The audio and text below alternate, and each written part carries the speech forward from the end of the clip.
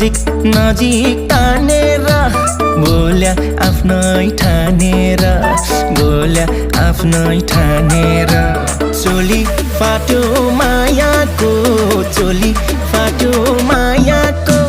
मैसिला